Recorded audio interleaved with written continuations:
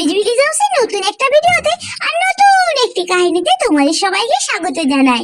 জানো বন্ধুরা, আজকে গীতা ওরা সবাই যাচ্ছে তার বাবার বাড়ি। কেনই বা যাবে না বলো? গীতার ছোট্ট একটা বেবি হয়েছে কিনা। আর রাস্তায় যেতে যেতে দেখছো কত পাহাড় পর্বত।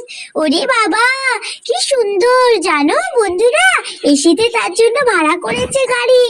কারণ কি বলতো, কারণ যে জায়গায় যাচ্ছে না গীতার বাবার বাড়ি, সেখানে প্রচুর গরম। তাহলে চলো কাহিনী শুরু করা যাক। আরে আরে, তোমরা তো সবাই ঘুমাচ্ছ, আমার তো তাও গরম করছে, এসিতে বসে আছি। ও জামাই বাবু, তোমার তো শুধু গরমই করে, তোমার তো খেয়ে দিয়ে শুধু কাজেই নেই। আরে শালে, তুমি এসব বলছো কেন?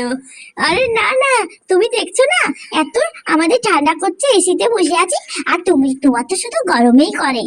আরে আরে আরে না না না না, এরকম বলছো কেন? চলো সবাই মিলে পাহাড় দেখি। ও মা, কি ঠান্ডা করছে গো এসিতে, আমার তো খুব ঠান্ডা লাগছে। হ্যাঁ, তোমার তো শুধু ঠান্ডাই লাগে। তোমাকে কি বলি বলো তো, ওই যে এসি থেকে যে ব্ল্যাঙ্কেট গুলো দিয়েছে, ওগুলো ভালো করে ঢাকা দিয়ে নাও। আরে বৌদি, এসো এসো, চলো সবাই মিলে একটু পাহাড় পর্বত দেখি, সবাই মিলে একটু মজা করি। শুধু ঘুমালে হবে নাকি? হ্যাঁ, শুধু ঘুম শুধু ঘুম। আরে আরে, তুমি তুমি তুমি উঠে গেছো গোলু? গোলু শোনো না, বলছিলাম যে চলো দুজনে মিলে একটু গল্প করি। একটু আমরা দেখি বাইরেটা। হ্যাঁ, গোলু, আজকে কি গোলুকে আমার মনের কথাটা বলবো, আমি গোলুকে কতটা ভালোবাসি। আচ্ছা, আমি কি আজকে নার্স ম্যাডামকে বলে দেব আমি তাকে কতটা ভালোবেসে ফেলেছি? না, থাক, যদি কিছু খারাপ মনে করে।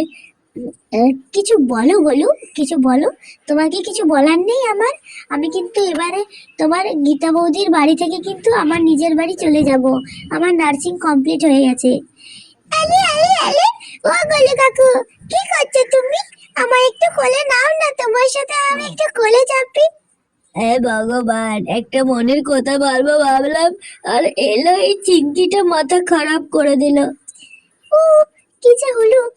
ভাবছি তো যে একটু গোলুকে আমার মনের কথাটা বলবো। ও ও ও নার্স দিদি, ও নার্স দিদি, ও নার্স দিদি, আমার একটু কোলে নাও না। এই সেরেছি, আমি ভাবলাম মনের কথা বলবো, আর নার্স দিদি বলে পাগল হয়ে যাচ্ছে। কি যে করা যায়! এই এই শুনছো? গোলু, গোলু, ও গোলু, আরে ও নার্স দিদি, দেখো দেখো কত ট্রেন যাচ্ছে। আরে আরে, তুই চুপচাপ দেখ না, নার্স দিদিকে কেন ডিস্টার্ব করছিস?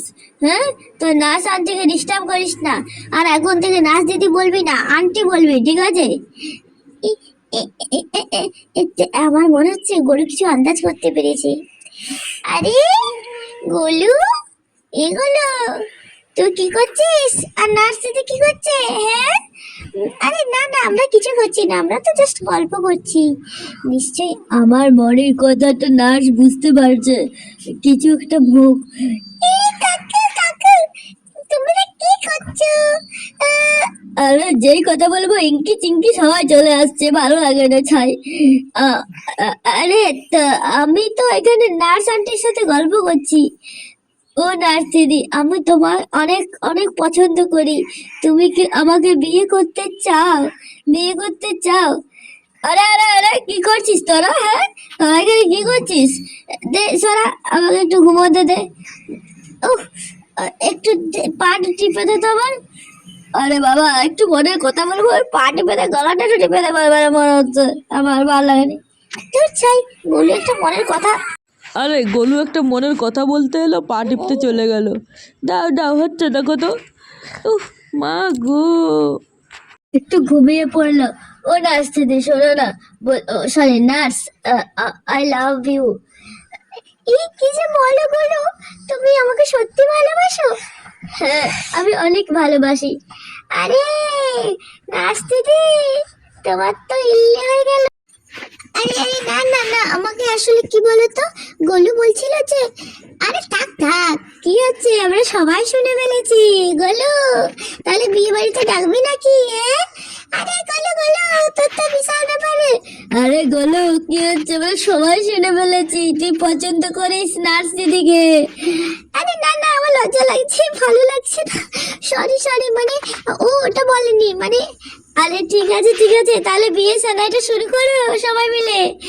আরে আরে চলো চলো, তাহলে আমার বাবার বাড়িতেই তাহলে হবে নাকি? হ্যাঁ, আমার বাবার বাড়িতেই সবাই মিলে চলো, তাহলে ওখানে পিকনিক টিকনিক করে বিয়ে বাড়ির ডেটটা ফাইনাল করে দিই। নার্স দিদির বাড়ি থেকে সবাইকে আসতে বলি। আরে ঠিক আছে চলো কোনো অসুবিধা নেই, চলো তাহলে চলো তাড়াতাড়ি চলো। ও